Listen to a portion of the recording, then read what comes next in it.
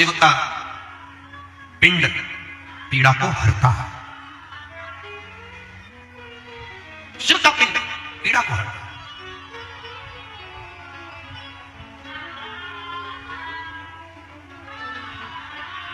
कोई तुमसे कहे शंकर जी के मंदिर में जल चढ़ाने जाओ तो मस्तक पर चंदन लगाओ।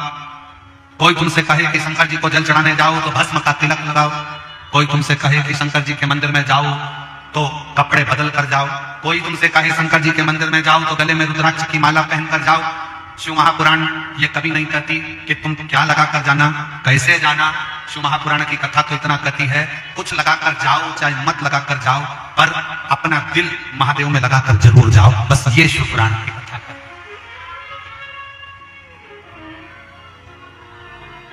पिंड लगा कि नहीं लगा, शंकर जी नहीं देखे। तुम्हारे शरीर पर भस्म लगा कि नहीं लगा, शंकर जी नहीं देखे। शिव जी ने तो ये देखा कि तेरा दिल शिव में लगा कि नहीं लगा, तेरा मन भगवान में लगा कि नहीं लगा। शिव वो देखते, शंकर देखते हैं कि तेरा दिल शिव में लगा है।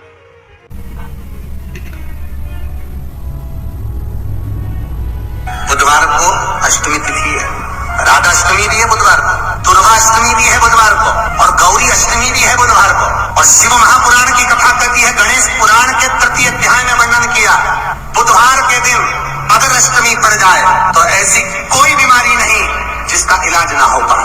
कुछ ना कर, हरा मूंग की कटोरी भर लो।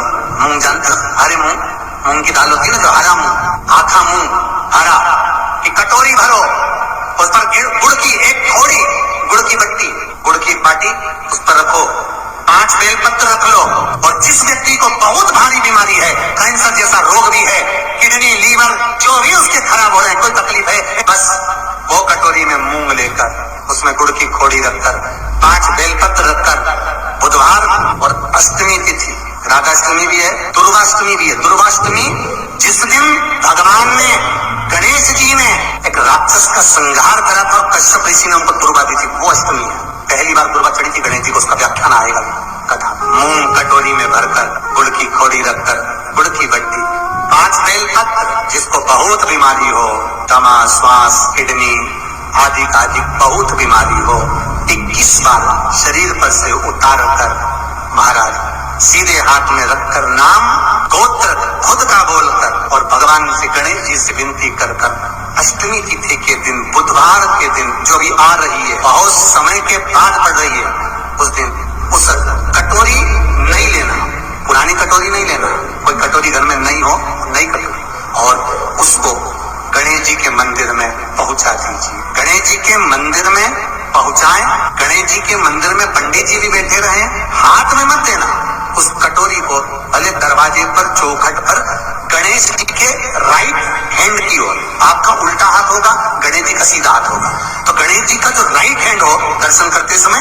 सीधा हाथ इधर आएगा, उस हाथ के वहीं पर, अर्थात जमीन पे ही रख देना, पर रखना भूमि पर। महाराज कैसी भी बीमारी होगी, अगर चलने में भी तकलीफ हो रही होगी तो अष्टमी को कर कर देखना, 11 या 12 तक आपको अंतर मालूम पड़ जाएगा। ये अष्टमी कोई साधारण नहीं आई।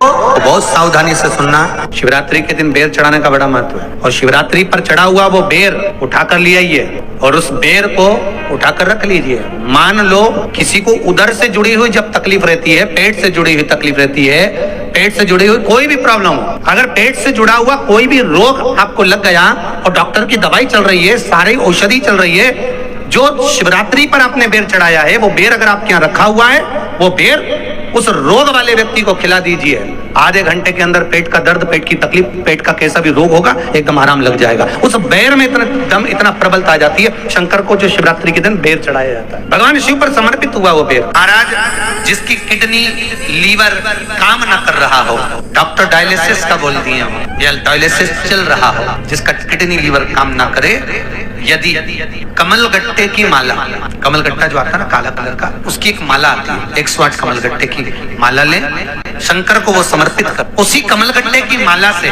शंभेश्वर महादेव का नाम लेकर जाप करें और एक एक बेलपत्र शंकर को समर्पित करते। थोड़ी देर बाद जब सारी बेलपत्र समर्पित हो जाएं, शंकर पे चढ़ा हुआ जल शंभेश्वर महादेव का नाम लेकर आचमन कर ले। क्योंकि जिनकी किडनी लीवर गड़बड़ हो जाता है डायलिसिस वाले को पानी भी नाप तोल कर पीना पड़ता है, थोड़ा सा पानी। शंभेश्वर महादेव के नाम से आचमन करें, आपका डायलिसिस बंद हो जाएगा, किडनी लीवर वापस काम करना चालू कर देगा। शंभेश्वर महादेव के नाम में इतनी प्रखरता होती है, इतनी प्रबलता होती है कि यदि कोई बच्चा, कोई घर का व्यक्ति, कोई सास, कोई बहू, कोई पुरुष, कोई नारी अगर घर में चिड़चिड़ प्रवृत्ति कर रही हो तो शंभेश्वर महादेव का नाम लेकर मात्र थोड़ा सा पानी, गिलास पानी का उसके सामने दे दो, और अगर वो पानी पी ले तो 5 मिनट में वो एकदम शांत हो जाती है। शंभेश्वर महादेव का इतना प्रमाण।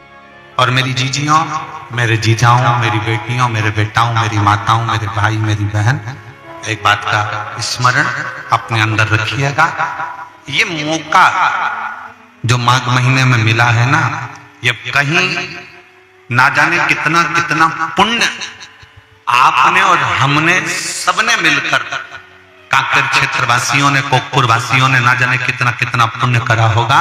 तो भगवान की कृपा से ये पुण्य के बल पर ये शिव महापुराण की कथा आज मिल गई है और बाबा की कृपा हो, ये शिव कृपा। और इतने वीराने जंगल में भी आज पहले दिन की कथा में आप जो लाखों की संख्या में पधारे हो, उसके लिए आपको साधुवाद, बहुत बहुत साधुवाद। शिव तत्व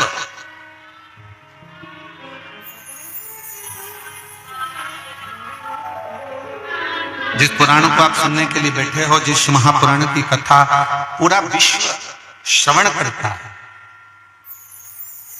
पूरा विश्व इस शिव महापुराण की कथा को अपने अंतर्गत उतारने का प्रयास करता है। दुनिया की निगाह में ये भले 24,000 श्लोक की पुराण हो, 12 खंडों में भले इसका विभाजन हो, पर शिव भक्तों की निगाह में ये शिव महापुराण की कथा अकेली केवल पुराण नहीं है, केवल कथा नहीं है,